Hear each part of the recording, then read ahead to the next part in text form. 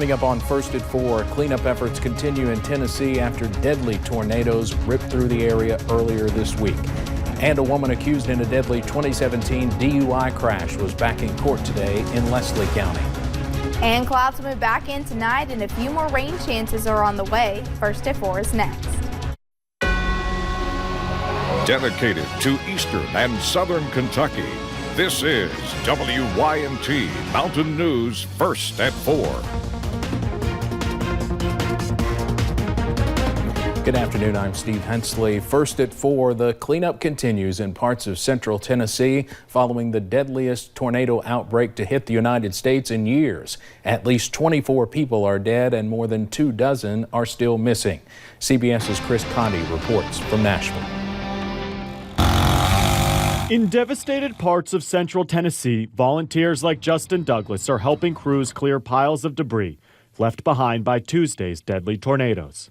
We need to go help because these are our neighbors, our friends, our family. Officials in Putnam County, one of the hardest areas hit, say 5 of the victims who died yesterday were under the age of 13. The search goes on for people still missing. We have done a walkthrough to all the partial housings and all the rubble. We still feel like we've got about 40% of rubble to go through. This couple lost everything when the twister uprooted trees and shredded homes, but managed to escape with their lives. We were flying in the air into the trees back there, where once we hit those trees, the house exploded. You can still see debris just riddling this side of town. There is something, though, that we have seen over and over again as we've been spending some time walking around this section of Nashville, and that is folks coming out to help their neighbors, strangers going up to one another with water, food, chainsaws, anything that they can do to help to recover from this devastation. What an incredible community we have. Now we're in the transition from yesterday's emergency to recovery. The next phase will be rebuilding. Part of that next phase involves restoring power to thousands of customers left in the dark. If all goes well, most that can receive power will have power by Monday. President Trump, who plans to visit Friday, tweeted that the USA stands with the people of Tennessee 100%. Chris Conti, CBS News, Nashville. As the cleanup continues in the volunteer state, Kentucky is in the middle of Severe Weather Awareness Week. This morning at 10:07, a tornado drill was held across the Commonwealth. WYNT's Will Puckett was at Hazard Middle School as students practiced taking cover. Just go to school. We're having a tornado drill, so just go to school and tell them. All right, this is the statewide tornado safety drill. Make sure you get to our safe spots at this time. Hazard doesn't really have tornadoes, but we know we have to do drills in case. Kentucky's Severe Weather Awareness Week coincides with the anniversary of one of the state's deadliest severe weather outbreaks. We've had them in the past, and we know that we do it every year, so we know what to do if we ever were to have a tornado at school. This is a moment to prepare for the worst. Students dropping to their hands and knees and protecting themselves. Being on the edges of the wall is supposed to protect us, and being away from all the windows and stuff is supposed to help. The 2020 drill also coincides with cleanup efforts to the South and Middle Tennessee, bringing a somber reminder to the seriousness behind these drills. Because, it's something that just currently happened. And so they've seen the news, they know what's going on. And so you can use that as an example, is that, this is why we need to be ready. Helping students pick up on tips of how to stay safe at school and at home. In Hazard, Will Puckett, WYNT News. Severe Weather Awareness Week in Kentucky continues through Friday.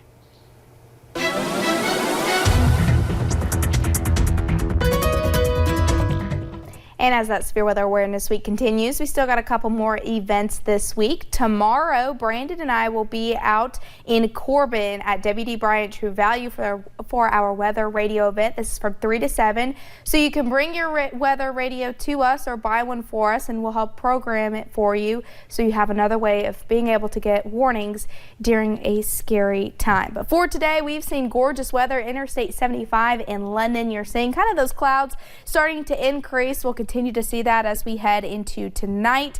Looking into Whitesburg, those upper 50s right now with a little bit of sunshine. Those clouds starting to increase. A few stray rain chances if you're looking up north along I-64, but we're going to see a little bit more rain move in as we head into the next few days. I'll have those details coming up in a little bit.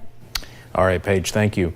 Alyssa Noble was back in court today for a bond hearing in Leslie County. She is accused of DUI and killing Paige Hayes back in 2017. WYMT's Lacey Roberts is at the courthouse with more. Lacey. Yeah, and I'm here at the Leslie County Courthouse where Alyssa Noble was supposed to have her bond hearing earlier this morning, but that did not happen. Now that bond hearing was set because she did break the terms of her agreement for her house arrest. The judge said this hearing was called because he had only verbally revoked Noble's bond, which in those terms, she was allowed to leave her home, but only under the condition her mother was with her. The arrest citation from January 29th said she was nowhere to be found. Another reason for postponing the hearing was a lack of evidence. Noble also pleaded not guilty to a tampering with physical evidence charge where they say she used toilet water to try and alter her drug test, but those results were not present.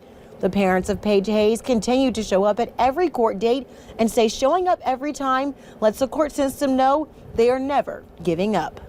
They don't understand how hard it is for us to have to keep coming back. And some people might say, well, you don't need to be there, but we do need to be there. I want to be a reminder that my child was killed from the same actions that she was involved in a month ago. Now, the result of what happened in court today is that a date was set for a bond hearing, which will be on March 11th. In Leslie County, Lacey Roberts, WYMT Mountain News. Now, we have rarely heard from Paige Hayes' dad since this happened, but we will talk to him about the case coming up tonight at 6. Officers at the Jackson Police Department released the name of a woman killed in a Breathitt County crash around 6:30 last night. 34-year-old Shanda Moore was traveling south on Kentucky 15 when she lost control of her car and hit a 2013 Chevy Traverse traveling north. She's being remembered as a loving mother, wife, and daughter. We'll have more on her life coming up at 6. A Harlan County man is behind bars on child pornography charges. Kentucky State Police arrested 38-year-old Scotty Ward Tuesday. Ward faces 20 counts of possessing or viewing matter portraying a sexual performance by a minor and 5 counts of distribution. His arrest follows an undercover internet crimes against children investigation. Police searched Ward's home and found equipment used in the crime. He was taken to the Harlan County Detention Center. 4 people were arrested on drug-related charges in Lawrence County. Drug interdiction co-op enforcement officers arrested Clyde Pack, Carl Markham, Lloyd Brown, and Tabitha Jude. Investigators say Markham and Pack were arrested on additional charges of first-degree possession of a controlled substance. All 4 suspects were taken to the Big Sandy Regional Detention Center. A state House panel has advanced a bill aimed at protecting sports officials from threats. Supporters say the bill comes in the wake of numerous cases of violence and intimidation at sporting events. As WYMT's Phil Pendleton reports, the bill would make intimidation of a sports official a misdemeanor. The bill passed with 12 yes votes. 6 representatives chose to pass on voting. It would make a crime of intimidation of a sports official a Class A misdemeanor. It comes after the Kentucky High School Athletics Association and one sports official talked of an increasing hostile environment at numerous sporting events. The bill would impact any sports official officiating in Kentucky from Little League on up to middle and high school sports and college. The bill's language says a person is guilty of intimidation when he or she makes any threat to a sports official to cause physical injury to the person, bodily damage, or property damage. Kenny Culp testified before the committee, said a coach assaulted him after he officiated a youth basketball game. He is still recuperating. The commissioner of the KHSAA says intimidation is happening more often. Cars are blocked in, parents chase the officials off the floor and out of the gym. You got to have something because it's getting out of hand. You see it everywhere in every state. People are getting assaulted, guys getting hit in the nose, in the face. And some lawmakers had concerns of this bill being overreaching. One lawmaker said that she was concerned because it punishes more than simply physical assault. That's one of the reasons why some lawmakers passed on voting for this today. In Frankfort, Phil Pendleton, now back to you. The bill now goes to the House floor, but it's not clear when it will or if it will be called. Let's head over to Wall Street now on this Wednesday afternoon. A good one for a change on Wall Street, a really good one. The Dow closes up today more than 1,173 points. Today, friends and family said their goodbyes to Lindsay Sharpe in London. To everyone that knew her, Sharpe was full of life and laughter, putting a smile on every face in the room. You might remember we profiled her last year when she was the Grand Marshal at the Chicken Festival. While many grieved her loss today at her funeral, there was just as much laughter as there were tears, just the way Lindsay would have wanted it. And she left a lasting impression on most everyone. And she loved life and fought to the very end. I've never seen anybody that wanted to live as much as she did. Tonight at 6, more from Lindsay's family about her life. Another shakeup in the Democratic field after Super Tuesday. I'm Natalie Brand in Washington with Michael Bloomberg's decision to drop out and why last night revealed a two-person race. And a few more rain chances are on the way with a big cool down by the end of the week. I'll have those details coming up.